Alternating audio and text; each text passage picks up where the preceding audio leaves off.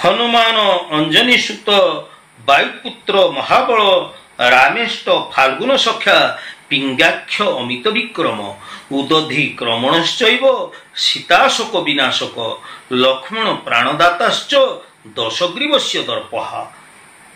प्रभु हनुमान को अनंत कोटि दंडवत अनंत कोटि प्रणाम जनाऊछि।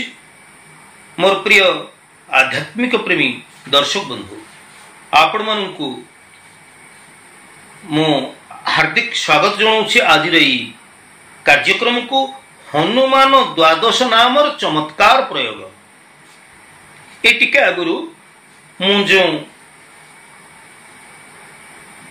द्वादश नामटी पाठ करुथिली। ये द्वादश नामर चमत्कार प्रयोग संपर्क रे आज मु किछि तथ्य रखिबा जाउछि। आपण माने जानत दर्शक बंधु, कली जुगरे हनुमान चिरंजीवी, कली जुगरे हनुमान रहिचंती। इजे प्रकार आस्था एवं विश्वास आम भीतर रही एवं ये कली जुगरे खूब शीघ्र फलदायी इजे हनुमान द्वादश नाम जहाकू इजे द्वादश नाम जो महिमा रही आम जदि स्मरण करिबा, ये द्वादश नामर महात्मा को जदि आम बुझिबा ताहले निश्चित भाव में आमर कल्याण हब। आनंद रामायण रे ये द्वादश नामर महत्व संपर्क रे उल्लेख रही। तेबे दर्शक बंधु, प्रातः काल रे किंबा शोइबा समय रे किंबा जेकोसी गोटे जरूरी काम रे आपण जाउचंती सेतेबेले हनुमानंकर ये द्वादश नाम पाठ करंतु। हनुमान अंजनी सुत वायुपुत्र महाबल रामेष्ट फाल्गुन सखा पिंगाक्ष अमित विक्रम उदधि क्रमणश्चैव सीताशोक विनाशक लक्ष्मण प्राणदाताश्च दशग्रीवस्य दर्पः। दशग्रीव कहले दशानन बा रावण जार दर्प को चूना करथिले हनुमान। तेणु प्रातः काल रे आम जदि द्वादश नाम को पाठ करिबा, हनुमान को स्मरण करिबा, कौन सी जरूरी काम रे गला बेले जदि आम ये द्वादश नाम को पाठ करके जीवा, शोइबा समय रात्र काल रे जदि आम ये द्वादश नाम को पाठ करिबा ताहले आम जीवन रे थिबा समस्त बाधा विघ्न संकट शत्रु भय ऋण करज जहा किछि जीवन रे आमर समस्या रही सबु समस्या आमर दूर हब एवं प्रभु हनुमान को कृपारु आमर आम भितरे आत्मविश्वास आसीबो। आम भितरे गोटे स्वतंत्र आध्यात्मिक ऊर्जा सृष्टि हब जा फल कि आमे निश्चित प्रभुंकर कृपार पात्र हो पारिबा एवं समस्त नकारात्मक प्रभाव को प्रतिहत करी आमर जीवन को आमे सुखमय करि परिबा, आनंदमय करि परिबा। तेबे इथि मुझे कहली सकाळ पाठ करिबा, मध्याह्न पाठ करिबा बा शयन काल रे आमे जदि पाठ करिबा कौन हुए उपकार। प्रातः काल रे जदि आमे पाठ करूचे आमे दीर्घायु हबा, हनुमान अशेष कृपा आसीबो आम उपरे, आमे दीर्घायु हबा। रोग बेमारी रे जो आमे पीड़ित होउचे एथुर हमको उपशम मिलिबो। दुई प्रहर रे जदि आमे हनुमान द्वादश नाम पाठ करिबा धनर केबे अभाव हेबो नाही। सदा सर्वदा धनागम हबार रास्ता खोली जीवो।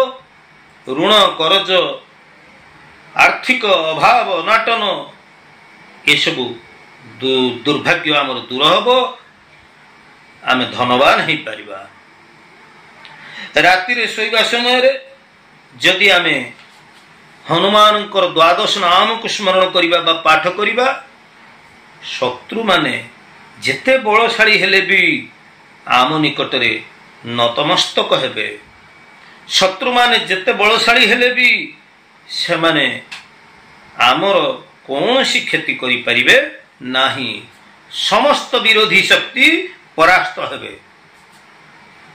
तेबे विशेष मनोवांछा पूर्ण करबा पई मनुष्य मनरे तो अनेक इच्छा रही, अनेक मनोवांछा रही।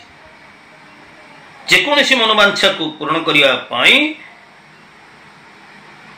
आमे जदि एकाधिक्रमे स्नान पर सूर्य नमस्कार करवा तत्पश्चात एका थरके जदि 9 थर आमे पाठ करवा हनुमान द्वादश नाम हनुमान अंजनी सुनु वायुपुत्र महाबल रामेष्ट फाल्गुन शेखा पिंगा क्षमित विक्रम उदधिक्रमणश्चैव सीताशुक विनाशक लक्ष्मण प्राणदाताश्च दशग्रीवस्य दर्पा यही भली जदि आम 9 थर पढ़ीदबा ताहले कौन हम या द्वारा आमर समस्त मनोवांछा खूब कम दिन भितर पूर्ण हम। शर्त एठी जे सेई मनोवांछाटी महत हेतिबा दरकार, आपण सत पथरे थिबा दरकार। तेबे निरंतर हनुमानकर ए द्वादश नाम को स्मरण करने द्वारा जप करने द्वारा हनुमान अशेष अशेष कृपा आम उपर आसी थाए।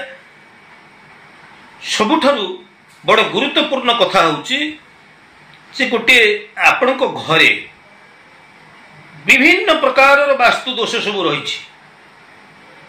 विभिन्न प्रकार वास्तुविद आसुचंती आपण घर कहते एटी सीढ़ी भूल जाइए, एटी पूजा घर भूल जाइए, एटी टॉयलेट कर देछ, एटी किचन रूम कर देछ, एटी विभिन्न प्रकार वास्तु दोष हो जाइए जहाँफल कि घरे तुमर नानादी प्रकार अनिष्ट होउछि।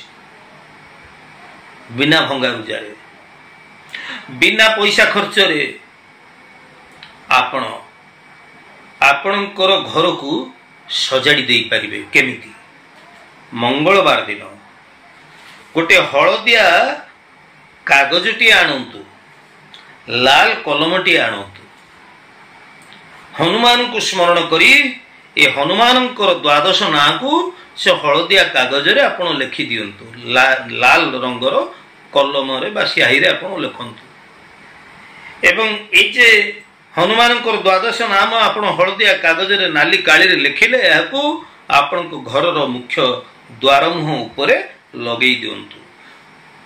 जावतीय वास्तु दोष बिना भंगा रुजारे जावतीय वास्तु दोष आपणकर दूर हो जिवो। वास्तु दोष रो जो नकारात्मक प्रभाव से कंट्रोल हो जिवो एवं कौन सी प्रकार नकारात्मक शक्ति भूत प्रेत जहाँ किसी आपण कहि पारंती तंत्र मंत्र गुणी गारड़ी जेकोसी प्रकार नकारात्मक शक्ति हो ये आपण को घर भीतर को प्रवेश करिवो नाही। गोटे आध्यात्मिक ऊर्जा गोटे बलय सृष्टि हबो एवं आपण सुरक्षित आपण घरटी सुरक्षित रहिबो। आ जदि आपण सुरक्षा चाहछन आपण एई हलदिया कागज रे नाली काली रे हनुमान द्वादश नाम को लिखि त्रिधातु रे निर्मित होइथिबा तीनोटी धातु रे निर्मित होइथिबा गोटे कवच भितर याकू आपण रखी याकू जदि आपण हनुमान निकट रे पूजा करी लाल सूतारे गला रे धारण करंती यह आपण रक्षा कवच सदृश यह आपण को सदा सर्वदा रक्षा करिवो। किंतु शर्त एठी जे आपण को सदाचार रे रहिबा को हबो। दर्शक बंधु हनुमान द्वादश नामर जे रही चमत्कारिता ये संपर्क रे आलोचना कले आलोचना तो बहुत विस्तृत हबो। तेबे आजिर ए अध्यायटी आपन केमती लागिला जदि मोर वीडियो आपन भल लागुछि निश्चित भाव रे मोर वीडियो को आपन सब्सक्राइब करंतु लाइक करंतु एवं आपण मानकर प्रिय परिजन पाई बहुल परिमाण रे मोर वीडियो को शेयर मध्ये करंतु। प्रभु हनुमान को कृपा आपण माने समस्त सकुशल रे भल रे रहंतु। आज एतिक दर्शक बंधु पुणी आम आगामी अध्याय देखा से पर्यंत जय श्रीराम जय हनुमान।